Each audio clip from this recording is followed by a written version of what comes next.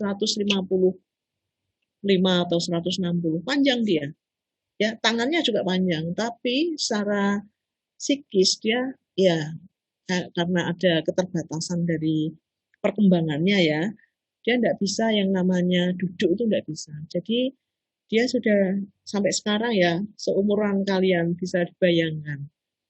Dia hanya bisa miring kanan, kiri, tengkurap. Kadang-kadang dia bisa balik, tapi kalau dia sudah kelelahan, dia tidak bisa balik dari tengkurap, tidak bisa terlentang lagi. Sehingga orang tuanya nanti kalau dia sudah kelihatan kelelahan, kesakitan, nanti dia bantu. Orang tuanya ini bantu untuk menerlentangkan gitu. Tapi untuk ininya, ya berarti kan dia seperti makan, minum, segala tidak bisa. Jadi sampai sekarang dia masih itu yang namanya minum itu dikasih dengan dot, dikasih itu dot. Terus kalau minum dengan dot, kalau makan masih disuapi dengan nasi yang bukan nasi tem, tapi nasi yang di blender itu, yang masih lembut itu, tapi bukan bubur. Iya ya bubur lah, bubur tapi masih di blender karena kalau kasar nanti dia tersedak panas gitu.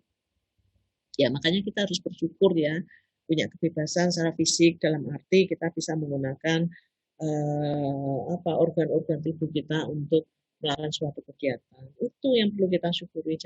Jadi dengan adanya keterbatas ini tadi dia tidak ada tanggung jawab ya. Saudara saya ini anaknya ini dia tidak punya tanggung jawab untuk sekolah. Ya berarti kalau dia sekolah ini sudah kuliah mestinya seperti kalian ya. Dia ngomong aja enggak bisa. Ya ibunya itu pernah bilang, saya pengen loh dia itu ngomong ibu gitu. Hanya kata ibu. Tapi dia enggak pernah bisa seperti itu. Karena apa? Adanya gangguan itu tadi, secara gangguan perkembangan. Jadi kalau gangguan perkembangan itu, kalau kita kenal di kesehatan itu ada pertumbuhan dan perkembangan. Kalau pertumbuhan itu kan bertambah besar, bertambah tinggi gitu ya. Jadi kalian kalau ditimbang tambah beratnya, panjangnya tambah. Menstruasi juga loh ini anak. Ya, secara fisik itu berkembang dia. Tumbuh dia. Tapi perkembangannya enggak. Kalau perkembangan itu kayaknya dengan 4 hal. Kaitannya dengan motorik. Jadi bisa menggerakkan sesuatu, bisa jalan dan sebagainya itu motorik. Ya, sensorik. Motoriknya ada dua nih. Motorik kasar dan motorik halus. Motorik kasar itu kaitannya dengan ya kita jalan segala motorik kasar. Motorik halus itu kita bisa megang, bisa merasakan. Itu motorik halus. Ya, selain motorik kasar, halus, ini juga sensorik, dia merasakan. Ya, satunya bahasa. Bahasa itu berarti bisa bicara. Nah, ini enggak sama sekali. Perkembangannya enggak perkembangannya tidak terwujud ya. Nah, ini jadi bebas dia dari tanggung jawab. Jadi tidak boleh kita maksakan dia untuk bisa jalan, memaksakan dia untuk bisa kan kaitan dengan motorik ya, untuk bicara tidak bisa. Ini Allah sudah menentukan dia seperti itu. Makanya kita wajib bersyukur itu ya. Ini kebetulan Putri enggak punya fotonya ya. Dulu punya fotonya, punya videonya anak itu, tapi setelah tak pikir-pikir kok kasihan gitu. Akhirnya tak hapus gitu. Kasihan anak-anak ini sampai sekarang masih di tempat tidur. Nanti kalau waktunya mandi ya diangkat bapaknya karena ibunya sudah tidak kuat karena sudah tambah panjang, tambah berat ya. Nanti kalau menstruasi ya ibunya gantikan softtek, gantikan ya pakai pampers setiap hari, tiap saat gitu ya. Oke, ini pembatasan fisik. Oke. Nah, karena itu yang pertama diperlukan adalah membatasi melalui kewajiban dan larangan ya. Nah, Waalaikumsalam. Jika larangan dilanggar, maka dilakukan pembatasan fisik ya. Oke, maaf konsentrasinya buyar. Dari siapa, Mbak? Oh, enggak ada, Mbak. Oke, kita lanjutkan mengenai tanggung jawab. Tanggung jawab itu apa sih? Ya, kalau tulisannya bahasa Inggrisnya responsibility ya. Ya, tanggung jawab. Tanggung jawab ini berkaitan dengan penyebab. Jadi yang bertanggung jawab hanya yang menyebabkan atau melakukan tindakan. Nah, ini sebetulnya kita diajarkan dalam agama, dalam norma kehidupan sehari-hari. Sebetulnya norma itu kan dasarnya dari agama ya. Ya, itu kita diajarkan. Jadi kalau kita melakukan sesuatu, ya itu kita harus bertanggung jawab. Di agama kan ada itu, gimana ya? Ada orang yang bilang begini, nah, wanita itu, wong wedok itu kalau orang Jawa bilang, surga nunut neraka katut gitu ya. Wanita itu kalau nurut nurut secara umum itu surga, masuk surga itu hanya nunut sama suaminya, karena suaminya mungkin ustadz dan sebagainya. Tapi kalau masuk neraka, suaminya masuk neraka, itu dia juga ikut masuk neraka. Itu kalau nurut masyarakat. Menurut kamu gimana, Aulia? Istilah itu tadi. Aulia Faradila. Kemana nih ya dari gambarnya? Oh, Cynthia aja lah. Cynthia Dwi Lestari. Kalau menurut kamu gimana, Sin? Pendapat kamu? Ya. Eh, kalau tadi kalau suaminya masuk surga, istri masuk surga, kalau Mm-mm. neraka ikut ke neraka gitu, Bu. Mm-mm. Sebenarnya kayak kurang setuju juga sih, Bu. Kurang setuju. Alasanmu apa kurang setuju? Karena mungkin ada gitu loh, Bu, kayak suami yang akhlaknya kayak masih kurang dari istrinya, jadi istrinya bisa akhlaknya Mm-mm. lebih tinggi gitu loh, Bu. Kurang setujunya di situ. Tapi kalau misal suaminya yang baik, juga bisa membawa istrinya ikut ke surga gitu, Bu. Oh ya. Oh, kok enak. Kalau neraka enggak mau, kalau surga mau. Wih, Cynthia itu. Oke, tapi pendapatmu sudah keren. Yang bagus, yang pertama udah keren. Oke. Eh, ini yang kelihatan di layar. Ana Marsuti. Nah, menurut kamu gimana itu istilah surga nunut rokok katut itu? Ibu, kalau saya Hmm, pastinya tanggung jawab suami sama istri itu kan jadi satu ya Bu. Kalau misalnya kita udah memutuskan hmm, untuk menikah, ya namanya seorang istri harus nurut sama suaminya, tapi tidak terlepas apabila suaminya berbuat salah, seharusnya sebagai seorang istri ya membenarkan salahnya atau membenarkan salahnya. oh, Dan masalah kalau berkaitan dengan tanggung jawab, membenarkan. seharusnya yang bertanggung jawab ya yang melakukan tindakan itu aja gitu, Bu. Ini keren. Kalimatmu yang terakhir keren. Ya, bagus. Cynthia tadi kalimat yang pertama yang keren. Ya, ini ya. Kita kembali ke sini nih. Tanggung jawab itu berkaitan dengan penyebab. Yang bertanggung jawab hanya yang menyebabkan atau yang melakukan tindakan. Ini toh ternyata itu Allah mengajarkan ya. Maaf, Putri kembali ya karena kita kan tiap orang kan punya tuntunan, punya pegangnya Al-Qur'an. Saya kalau karena saya Islam, tapi saya yakin di kitab yang beragama non-Islam punya punya pegangan juga ya. Kalau di Al-Qur'an itu ada loh ayatnya. Jadi begini, menghadap Allah itu sendiri-sendiri, bukan dalam arti oh eh,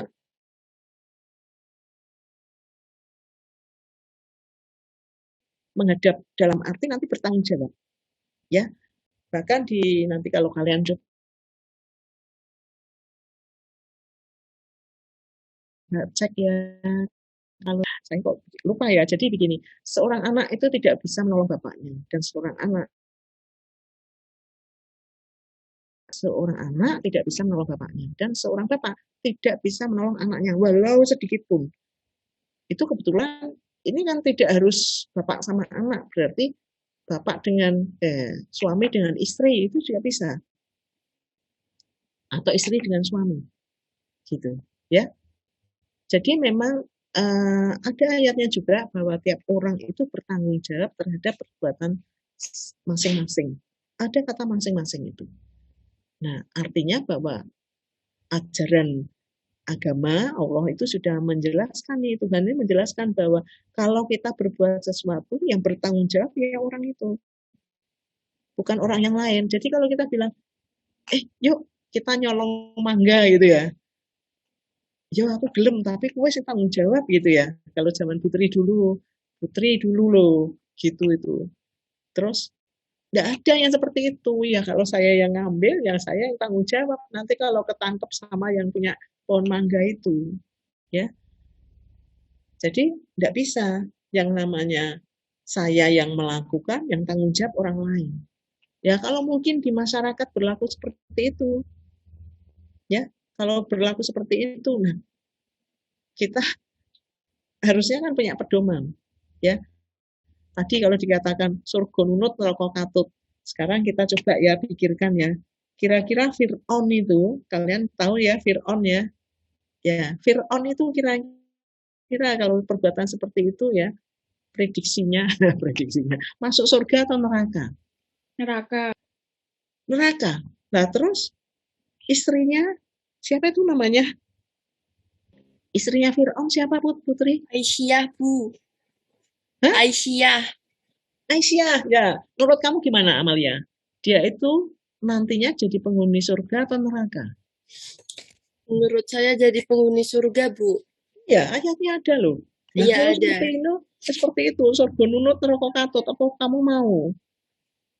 Misal kamu jadi Aisyah gitu, Amalia, istrimu Fir'aun, kamu mau enggak ikut ke neraka? Ya nggak mau lah, Bu. Enggak mau, perbuatanmu baik. Nah, sekarang nih, kita pikirkan lagi ya. Si itu loh, Cynthia. Nabi Nuh, menurut kamu itu, dia nanti penghuni surga apa neraka? Penghuni surga, Ibu. Penghuni surga. Apa karena dia nabi? Ya bisa, karena dia nabi, karena dia mematuhi perintah Allah. Tapi kira-kira istrinya ini, atau anaknya ya, anaknya apa istrinya, itu kira-kira menurut kamu gimana? Putri Ambarwati, istrinya Nabi Nuh itu, penghuni surga apa neraka? Neraka. Dia kayaknya ngeyel nggak ikut. Iya, makanya kita jangan ngeyel ya Put ya. Nggak mau ikut suaminya. Karena suaminya ngajak ke kebenaran. Nah, tadi benar ya Ana tadi ya. Kalau suaminya nggak ini diberitahu ke yang benar gitu ya. Nah, ini jadi kembali nih, jangan kita istilahnya manut ya, manut dengan omongan orang, tapi kita harus kembali ke yang hak. Yang hak itu apa? Kalau di Al-Qur'an ya berarti kita punya Islam ya pakai Al-Quran, kalau yang Kristen, Nasrani pakainya kitab. Kembalinya ke situ. Kita lanjutkan, tanggung jawab langsung dan tidak langsungnya apa ya? Nah, tanggung jawab ini bisa secara langsung. Maaf nih, kecepatan. Bisa secara langsung, tapi bisa juga tidak langsung. Ya, misalkan pimpinan ya, tanggung jawab secara tidak langsung pimpinan. Jadi kalau di sini Poltekkes, ya, tanggung jawab secara keseluruhan direktur. Karena apa? Kami melakukan kegiatan sesuai dengan instruksi direktur. Kalau nanti ada kesalahan, direktur yang akan dituntut. Tanggung jawab tidak langsung. Ini kaitannya dengan institusi ya. Ya, tapi kalau perbuatan secara pribadi ya tadi sendiri-sendiri itu. Nah, tanggung jawab retrospektif dan tanggung jawab prospektif. Kalau kita bilang retro, itu nanti kalian akan belajar juga. Retro itu kaitannya dengan masa lampau gitu ya. Ya, ini tanggung jawab retrospektif, ini tanggung jawab atas perbuatan yang dilakukan sebelumnya, ya, yang berarti sudah dilakukan. Kalau prospektif, tanggung jawab yang belum dilakukan. Oke. Nah, untuk tanggung jawab dan kebebasan, kaitannya dengan responsibility, dengan ya tanggung jawab ini ya berkaitan dengan kebebasan. Intinya begitu. Jadi kalau kita punya tanggung jawab, biasanya kita ada kebebasan. Contohnya begini, sekarang Putri, sekarang sampai besok hari Rabu ini Putri punya tanggung jawab di direktorat ya di sini di Poltekkes ini sebagai K-Unit Bahasa. K-Unit untuk pengembangan bahasa. Jadi merencanakan untuk kegiatan pembelajaran atau tambahan lah kursus bahasa untuk mahasiswa maupun dosen dan karyawan. Jadi punya kebebasan untuk mengelola tentang ini. Tapi minggu kemarin Putri dapat nih nota rotasi kerja. Mulai hari Kamis tanggal 1 April, tanggung jawab Putri tidak di bahasa lagi, tapi Putri dipindah ke pengelolaan asrama. Jadi saat ini Putri tidak punya ini tanggung jawab untuk asrama. Putri tidak bebas nih ke asrama. Ya, tapi insya Allah mungkin di hari Kamis ini sudah mulai untuk menerima tugas-tugas yang berkaitan di asrama. Putri bebas nih ke asrama untuk melihat bagaimana sih asrama kita yang 3 gedung yang masing-masing bertingkat yang nanti akan dihuni oleh mahasiswa.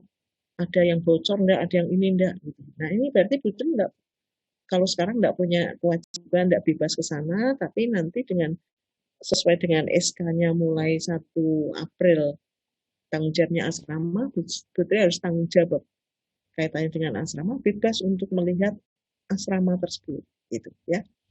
Nah, tidak ada tanggung jawab tanpa kebebasan. Jadi mesti kalau kebebasan mesti ya ada kaitannya dengan tanggung jawab. Oke. Kebebasan dan tanggung jawab maksudnya apa nih sih? Yang pertama, kebebasan harus diisi dengan sikap dan tindakan. Ya, bebas tapi harus ada sikap dan tindakan. Terus sikap dan tindakan ini diambil dalam kebebasan ini ditentukan sepenuhnya oleh diri kita sendiri. Dan kemudian karena diri kita sendiri ini menentukan sikap dan tindakan, maka ada tuntutan tanggung jawab dalam diri kita sendiri. Ya, nanti bisa dipelajari ya. Yang terakhir, kesiapan tanggung jawab ini akan membuka ruang kebebasan kita.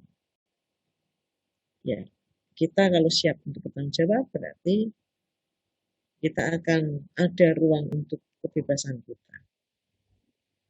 Ya, hubungan kebebasan tanggung jawab. Jadi mulai dari sini nih, dengan adanya kebebasan, ya dengan kebebasan itu harus diisi dengan sikap dan tindakan kita. Saya bebas ke asrama.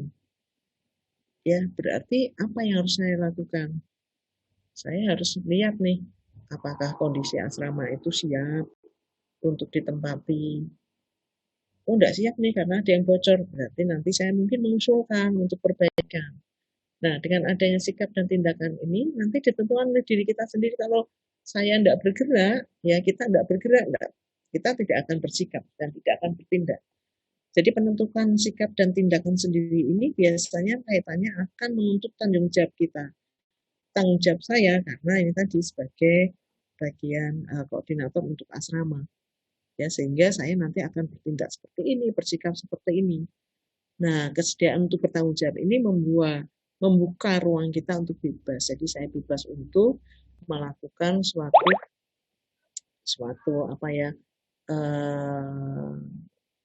usulan atau suatu kegiatan untuk perbaikan. Nah, ini akan berlangsung terus ya, merupakan suatu siklus ya. Oke, nah ada tingkatan. Maaf Ibu. Izin mengingatkan Ibu, Ibu waktunya tinggal 3 menit lagi ya, soalnya nanti langsung mau dilanjut kewarganegaraan. Siap, ya 3 menit. Ini sedikit kok, saya agak cepet ya.